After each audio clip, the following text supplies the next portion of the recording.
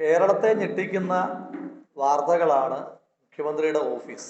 മുഖ്യമന്ത്രിയുടെ ഓഫീസ് എന്ന് പറയുന്നതിനേക്കാൾ ഭരണപക്ഷത്തെ പ്രധാനപ്പെട്ട ഒരു MLA യുടെ ഭാഷയിൽ പറഞ്ഞാൽ ഒരു അധോലോക കേന്ദ്രമായി മാറിയിരിക്കുന്ന കാര്യാലയത്തെ കേന്ദ്രീകരിച്ചുകൊണ്ട് പുറത്തേക്ക് വരുന്നു. ഇപ്പോൾ കഴിഞ്ഞ ദിവസങ്ങളെല്ലാം ആരോപണ വിധേയനായി ഈ ആരോപണങ്ങളുടെ എല്ലാം മുഖ്യമന്ത്രി കഴിഞ്ഞാലുള്ള കിങ് പിന്നായി നിൽക്കുന്ന ശ്രീ ശശി, മുഖ്യമന്ത്രിയുടെ പൊളിറ്റിക്കൽ സെക്രട്ടറി, അദ്ദേഹത്തിനെതിരായിട്ട് ഒരു അലിഗേഷൻ റേസ് ചെയ്യുവാൻ കൂടി വേണ്ടിയിട്ടാണ് ഈ മാധ്യമ സമ്മേളനം നടത്തുന്നത്. സ്പോർട്സ് അക്കാദമിയുടെ ഉടമസ്ഥതയിലുള്ള ഫുട്ബോൾ ഗ്രൗണ്ട്, ഇതിന്റെ പരിപാലനവുമായി ബന്ധപ്പെട്ട് ഒരു ടെൻഡർ നടപടികൾ നടത്തിയിരുന്നു. 2023 മെയ് മാസം 3 മുതൽ 2023 മെയ് മാസം 17 വരെയാണ് ടെൻഡർ നടപടികൾ ഓപ്പൺ ചെയ്തിരുന്നത്. ഇതുമായി ബന്ധപ്പെട്ട് നിയമസഭ 15ാം കേരള നിയമസഭയിലെ 9ാം സമ്മേളനത്തിലെ ഇടതുപക്ഷത്തിന് തന്നെ ഒരു നിയമസഭാ സാമാജികന്റെ ചോദ്യമുണ്ട്. ആ ചോദ്യത്തിനകത്ത് തന്നെ വളരെ കൃത്യമായി പറയുന്നുണ്ട്, ഈ ടെൻഡർ ക്ഷണിച്ചുകൊണ്ടുള്ള നോട്ടീസ് പോയി ആ ടെൻഡർ കാലാവധിയെ പറ്റി കൃത്യമായി പറയുന്നുണ്ട്. ഇതിനകത്ത് തന്നെ ചോദ്യം നമ്പർ C, അതിനകത്ത് പറയുന്നുണ്ട്, പ്രസ്തുത ഈ ടെൻഡറിൽ എത്ര കമ്പനികൾ പങ്കെടുത്തു എന്ന് അറിയിക്കാമോ, ആയതിന്റെ വിശദാംശം ലഭ്യമാക്കാമോ എന്ന് ചോദിക്കുമ്പോൾ അതിന് മറുപടിയായി പറയുന്നുണ്ട്, 18/5/2023 ഈ ടെൻഡർ ഓപ്പൺ ചെയ്തപ്പോൾ ആരും തന്നെ ടെൻഡർ സമർപ്പിച്ചിരുന്നില്ല എന്ന് പറയുന്നുണ്ട്. എന്നാൽ ഈ ടെൻഡർ പീരീഡിൽ തന്നെ അതുമായി ബന്ധപ്പെട്ട ടെൻഡർ നോട്ടീസുകളൊക്കെ നിങ്ങൾക്ക് ഞാൻ അതിന്റെ കോപ്പികൾ തരാം. ഈ ടെൻഡർ നടപടികൾ നടന്നുകൊണ്ടിരിക്കുന്ന സമയത്ത് തന്നെ മെയ് മാസം 11-ാം തീയതി, അതായത് മെയ് മാസം 3-ാം തീയതി തൊട്ട് 17-ാം തീയതി വരെ ടെൻഡർ നടപടികൾ നടക്കുന്നതിനിടയിൽ മെയ് മാസം 11-ാം തീയതി കേരള സ്പോർട്സ് കൗൺസിലും മാഗ്നം സ്പോർട്സ് പ്രൈവറ്റ് ലിമിറ്റഡ് എന്ന ഹൈദരാബാദ് കേന്ദ്രമാക്കി പ്രവർത്തിക്കുന്ന കമ്പനിയും തമ്മിൽ ഈ വിഷയത്തിനകത്ത് എഗ്രിമെന്റ് ഉണ്ടാക്കിയിരിക്കുന്നു. ഒരു വശത്ത് ഈ ടെൻഡർ പബ്ലിക്കിന് മുന്നിൽ ഡിസ്പ്ലേ ചെയ്യുകയും 18-ാം തീയതി ആകുമ്പോൾ 18-ാം തീയതി മാത്രമാണ് ടെൻഡർ ഓപ്പൺ ചെയ്യുന്നതെന്ന് ആലോചിക്കണം. ഒരാൾ പോലും അപേക്ഷിച്ചിട്ടില്ല എന്ന് പറയുകയും ചെയ്ത വിഷയത്തിനകത്ത് 11-ാം തീയതി ടെൻഡർ കൊടുത്തിരിക്കുകയാണ്. എന്താണ് ഈ ടെൻഡർ കിട്ടാനായിട്ടുള്ളത്? അപ്പൊ ഇത് പ്രഥമ ദൃഷ്ട്യാ തന്നെ നിയമസഭയിൽ ഒരു ഇടതുപക്ഷ നിയമസഭാ സാമാജികന്റെ ചോദ്യത്തിൽ നിന്നും അതുപോലെ തന്നെ വിവരാവകാശ നിയമപ്രകാരം ലഭിച്ചിരിക്കുന്ന ടെൻഡർ അഗ്രിമെന്റിൽ നിന്നും രണ്ട് കാര്യം വ്യക്തമാണ്. ഈ ടെൻഡർ നടക്കുന്ന ഓൺലൈൻ ടെൻഡർ, ഈ ടെൻഡർ നടക്കുന്ന പീരീഡിൽ തന്നെ സ്പോർട്സ് കൗൺസിലും ഒരു സ്വകാര്യ കമ്പനിയും തമ്മിൽ എഗ്രിമെന്റ് ആയി. ഈ മാഗ്നം സ്പോർട്സ് പ്രൈവറ്റ് ലിമിറ്റഡ് ആ സ്ഥാപനത്തിൽ എങ്ങനെയാണ് ടെൻഡറിൽ പങ്കെടുക്കാതെ ടെൻഡർ പീരീഡിൽ തന്നെ ഇങ്ങനെ ഒരു കരാറ് കിട്ടുന്നത് എന്ന് ചോദിച്ചാൽ, ഈ മാഗ്നം സ്പോർട്സ് പ്രൈവറ്റ് ലിമിറ്റഡിന്റെ മുൻ ലീഗൽ അഡ്വൈസർ എന്ന് പറയുന്നത് കേരളത്തിന്റെ മുഖ്യമന്ത്രിയുടെ നിലവിലെ പൊളിറ്റിക്കൽ സെക്രട്ടറിയായ ശ്രീ P. ശശിയാണ്. ഈ ടെൻഡർ നടപടി നടക്കുന്ന സമയത്ത്, ഈ എഗ്രിമെന്റ് ഉണ്ടാകുന്ന സമയത്ത് മാഗ്നം സ്പോർട്സിന്റെ ലീഗൽ അഡ്വൈസർ എന്ന് പറയുന്നത് പൊളിറ്റിക്കൽ സെക്രട്ടറി P. ശശിയുടെ മകനാണ്. അപ്പൊ അവരിങ്ങനെ പാരമ്പര്യമായിട്ട് ലീഗൽ അഡ്വൈസർ സ്ഥാനം ഇങ്ങനെ കൈമാറിക്കൊണ്ടിരിക്കുന്ന ഒരു സ്ഥാപനമാണ് മാഗ്നം സ്പോർട്സ് എന്ന് പറയുന്ന സ്ഥാപനം. ഈ സ്ഥാപനവുമായി ബന്ധപ്പെട്ട് മറ്റൊരു പ്രധാനപ്പെട്ട ആക്ഷേപം കൂടിയുണ്ട്. കേരള ബ്ലാസ്റ്റേഴ്സിന്റെ കളി നടത്തിപ്പുമായിട്ട് ബന്ധപ്പെട്ട് പോലീസിനെ വിന്യസിച്ചതുമായി ബന്ധപ്പെട്ട് 36 ലക്ഷം രൂപ കേരള പോലീസിനും മാഗ്നം സ്പോർട്സ് അടയ്ക്കാനായിട്ടുണ്ട്. ബാക്കി എല്ലാ കമ്പനികളും, കേരള പോലീസ് വിന്യസിക്കുന്നതുമായി ബന്ധപ്പെട്ട് ബാക്കി എല്ലാ കമ്പനികളോടും ഡെഡ് ലൈനിൽ പണം തിരിച്ചടയ്ക്കണമെന്ന് പറഞ്ഞിട്ടും ഇന്നത്തെ ദിവസം വരെ മാഗ്നം സ്പോർട്സ് ഈ 36 ലക്ഷം രൂപ കേരള പോലീസിന് കൊടുത്തിട്ടുണ്ട്. അപ്പൊ മാഗ്നം സ്പോർട്സിന് കിട്ടുന്ന ഒരു എക്സ്ട്രാ പ്രിവിലേജിന്റെ പ്രസക്തിയെ പറ്റിയാണ് പറയുന്നത്. ഇനിയും 3.5 ഏക്കറോളം വരുന്ന കണ്ണായ സ്ഥലത്ത് ഒരു ദിവസത്തെ വാടക തന്നെ ഏതാണ്ട് 50,000 രൂപ വരുന്ന സ്ഥലത്തിന് ഈ ടെൻഡർ നടപടികളെല്ലാം ബൈപ്പാസ് ചെയ്ത് മാഗ്നം സ്പോർട്സിന് കൊടുത്തിരിക്കുന്നത് വെറും 1,21,000 രൂപയ്ക്കാണ് എന്നുള്ളതാണ് ഇതിനകത്തെ കമ്മീഷന്റെയും അഴിമതിയുടെയും വ്യാപ്തി മനസ്സിലാക്കുന്നത്. ഇത് P. ശശി കേരള മുഖ്യമന്ത്രിയുടെ പൊളിറ്റിക്കൽ സെക്രട്ടറി എന്ന നിലയിൽ നടത്തിക്കൊണ്ടിരിക്കുന്ന കൊള്ളരുതായ്മകളുടെ ഒരു ഉദാഹരണം മാത്രമാണ്. വരും ദിവസങ്ങളിൽ നമുക്ക് ബാക്കിയുള്ള കാര്യങ്ങളെ പറ്റി സംസാരിക്കേണ്ടതായിട്ടുണ്ട്.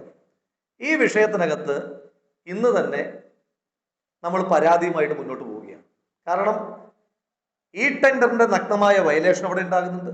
ഇതിനകത്തൊരു സ്വജനപക്ഷപാതത്തിന്റെ എലമെന്റ് വരുന്നുണ്ട്, സുതാര്യതയില്ലായ്മയുടെ എലമെന്റ് വരുന്നുണ്ട്. അപ്പൊ പി ശശിയും അദ്ദേഹത്തിന്റെ മകനും ലീഗൽ അഡ്വൈസറായ കമ്പനിക്ക് ലഭിക്കുന്ന ആനുകൂല്യങ്ങളെ പറ്റി കൂടി നമുക്ക് ഈ അവസരത്തിൽ സംസാരിക്കേണ്ടതായിട്ടുണ്ട്. അതോടൊപ്പം തന്നെ പത്തനംതിട്ട SP ആയിരുന്ന ശ്രീ സുജിത് ദാസ്, ഈ സുജിത് ദാസ് ഒക്കെ ഈ പി ശശിയുടെ ശിഷ്യന്മാരാണ്. നിരവധി പോലീസിനകത്തെ ക്രിമിനലുകളുടെ പ്രധാനപ്പെട്ട റിക്രൂട്ടറാണ് നമ്മുടെ ഈ പി ശശി. നിങ്ങൾക്ക് പത്തനംതിട്ട SP ബന്ധപ്പെട്ട് നമുക്കാകെ 10-12 ദിവസത്തെ എക്സ്പീരിയൻസ് ഉണ്ട്. ആ 12 ദിവസത്തിനിടയിൽ ഈ ജില്ലയിലെ പല വ്യവസായികളെയും ഭീഷണിപ്പെടുത്തി പണം ആവശ്യപ്പെട്ടതുമായി ബന്ധപ്പെട്ട് സുജിത് ദാസിനെതിരായിട്ട് പരാതി ഉയർന്നുകൊണ്ടിരിക്കുകയാണ്. കേരള പോലീസിനകത്ത് ഇപ്പൊ നമുക്ക് സ്വർണം കടത്തുന്നവരെ അറിയാം, ആ സ്വർണം കടത്ത് സംഘത്തിൽ നിന്ന് സ്വർണം പൊട്ടിക്കുന്നവരെ അറിയാം. ആ സ്വർണം പൊട്ടിക്കുന്നവരിൽ നിന്ന് പൊട്ടിക്കുന്ന ഒരു സംഘം കേരള പോലീസിനകത്ത് യൂണിഫോം ഇട്ടുകൊണ്ട് പ്രവർത്തിക്കുന്നത്. ആ സ്വർണം പൊട്ടിക്കൽ സംഘത്തിൽ നിന്ന് സ്വർണം പൊട്ടിക്കുന്ന സംഘാംഗമാണ്, യൂണിഫോംഡ് സംഘാംഗമാണ് പത്തനംതിട്ട മുൻ SP ആയ സുജിത് ദാസ്. ഒരു മേലുദ്യോഗസ്ഥനെതിരായിട്ട് ഇത്ര ഗുരുതരമായ ആരോപണത്തിന്റെ ഒരു ശബ്ദ പുറത്തു വന്നിട്ട് സുജിത് ദാസിനെതിരായിട്ട് നടപടി ഉണ്ടാകുന്നില്ല. പത്തനംതിട്ട SP ഇനി പ്രവർത്തിക്കാൻ കഴിയാത്തതുകൊണ്ട് ഇവിടെ നിന്നൊന്ന് മാറ്റി അയാളെ സസ്പെൻഡ് ചെയ്യണ്ടേ, അയാൾക്കെതിരായിട്ട് ഡിപ്പാർട്ട്മെന്റ് നടപടി എടുക്കണ്ടേ? എന്തുകൊണ്ട് എടുക്കുന്നില്ല എന്ന് ചോദിച്ചാൽ കേരള പോലീസിനകത്തും മുഖ്യമന്ത്രിയുടെ ഓഫീസിൽ സ്വർണം പോലീസ് സംഘത്തിന്റെ സ്വാധീനത്തിന് ഉദാഹരണമാണ്. താനൂരിലെ കസ്റ്റഡി കൊലപാതകം. ആ താനൂരിലെ കസ്റ്റഡി കൊലപാതകം നമ്മുടെ സാധാരണഗതിയിലെ കസ്റ്റഡി കൊലപാതകം എങ്ങനെയാണ് ഉണ്ടാകാറുള്ളത്? സാധാരണ ഏതെങ്കിലും ഒരു കേസിനകത്ത് പ്രതികളാക്കപ്പെടുന്ന ആളുകളെ വിളിക്കും, അവരെ ക്രൂരമായി മർദ്ദിക്കും. ആ മർദ്ദത്തിനിടയിൽ മർദ്ദനത്തിന്റെ ആധിക്യം കൊണ്ട് അയാൾ കൊല്ലപ്പെടുന്ന സാഹചര്യമാണ് നമ്മൾ സാധാരണ കസ്റ്റഡി മരണം എന്ന് പറയുന്നത്. എന്നാൽ താനൂരിൽ ഇത് കസ്റ്റഡി മരണമല്ല, വളരെ ആസൂത്രിതമായ ഒരു കൊലപാതകമാണ് താനൂരിൽ നടന്നത്. അത് ഈ പറയുന്നത് പോലെ MDMA കേസുമായി ബന്ധപ്പെട്ടിട്ടല്ല.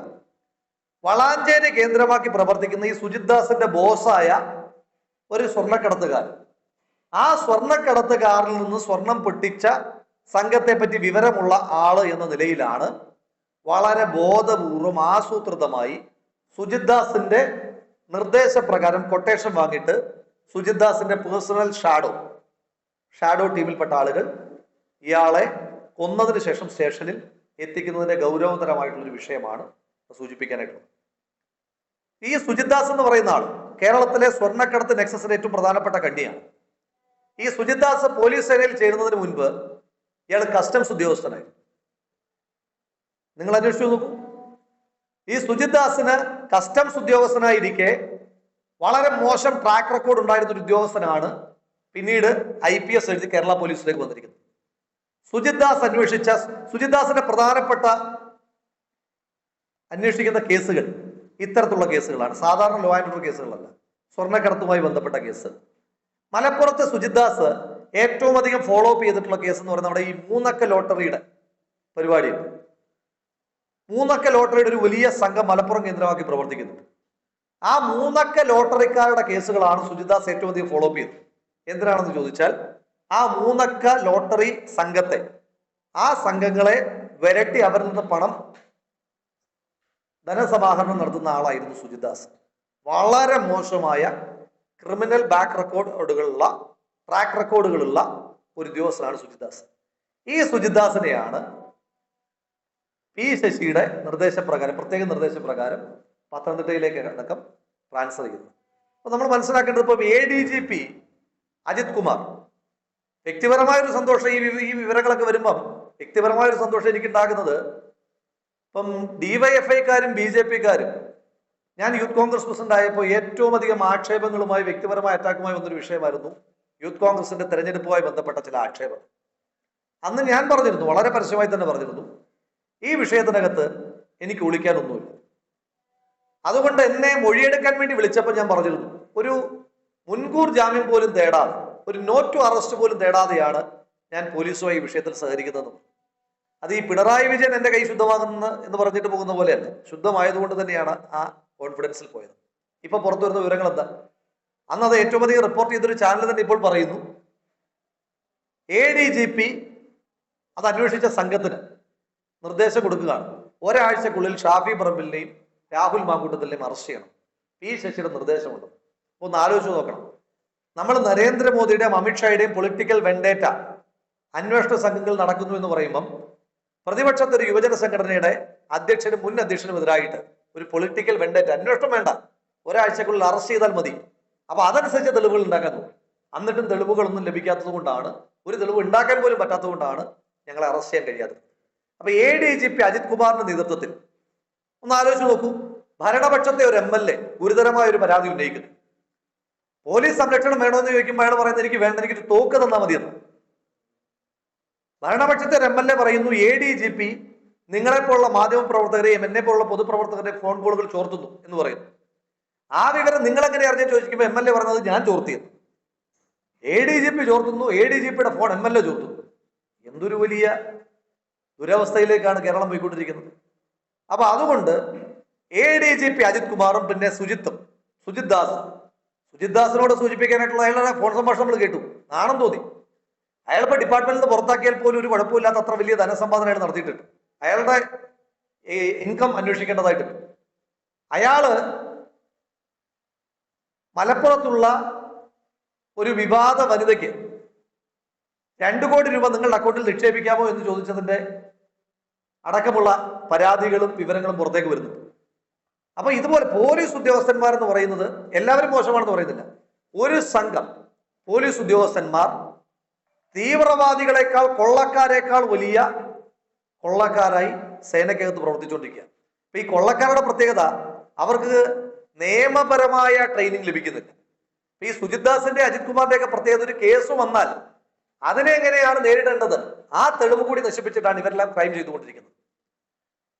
അജിത് കുമാറിനെതിരായിട്ട് ഒരു ഭരണപക്ഷ MLA ഗുരുതരമായ പരാതി പറഞ്ഞിട്ട് DGP അന്വേഷിക്കുമെന്ന് പറഞ്ഞിട്ട് കൂടെ അന്വേഷിക്കാൻ വെച്ചിരിക്കുന്ന ആരെയാ? അജിത് കുമാറിന് മുന്നിൽ റിപ്പോർട്ട് ചെയ്യേണ്ട 2 ലോ ആൻഡ് ഓർഡർ ഉദ്യോഗസ്ഥരെയാണ് ആ വിഷയം അന്വേഷിക്കാനായിട്ട് ചുമതലപ്പെടുത്തിയിരിക്കുന്നത്. അജിത് കുമാറിന് എന്താ തൽസ്ഥാനത്തൊന്നും മാറ്റാത്തത്? ഇന്നലെ രാവിലെ മുഖ്യമന്ത്രിയുടെ പ്രസംഗവും അജിത് കുമാറിന്റെ പ്രസംഗവും എല്ലാം നമ്മൾ കേട്ടപ്പോൾ നമ്മൾ വിചാരിച്ചു അജിത് കുമാറിനെ മാറ്റാൻ പോവുകയാണെന്ന് വിചാരിച്ചു. ഇന്നലെ പോലീസ് സേനയ്ക്കകത്ത് അജിത് കുമാറിനെ മാറ്റാൻ തീരുമാനിക്കുമ്പോൾ അജിത് കുമാർ മുഖ്യമന്ത്രിയെ ഭീഷണിപ്പെടുത്തിയതിന്റെ അടിസ്ഥാനത്തിലാണ് അജിത് കുമാറിനെ മാറ്റാൻ കഴിയാത്തത്. കാരണം സ്വർണ്ണക്കടത്ത് കേസിൽ സ്വപ്ന സുരേഷിന്റെ മധ്യസ്ഥയായി പ്രവർത്തിച്ചത് അജിത് കുമാറാണ്, അവരെ കൺവിൻസ് ചെയ്യാനായിട്ട്.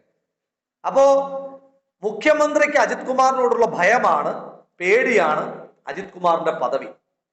കാരണം കൊടിസുനി TP ചന്ദ്രശേഖരനെ പോലുള്ള ആളുകളെ കൊല്ലാനായിട്ട് പാർട്ടി നിയോഗിച്ചതുപോലെ തൊപ്പി വെച്ച് യൂണിഫോം ഇട്ട് CPM മുഖ്യമന്ത്രി പിണറായി വിജയനും കൊട്ടേഷൻ ഏൽപ്പിച്ചിരുന്ന കൊടിസുനിയാണ്, യൂണിഫോം IPS കൊടിസുനിയാണ് ശ്രീ അജിത് കുമാർ എന്നുള്ളത് കൊണ്ടാണ് അദ്ദേഹത്തിനെതിരായിട്ട് നടപടിയെടുക്കാത്തത്.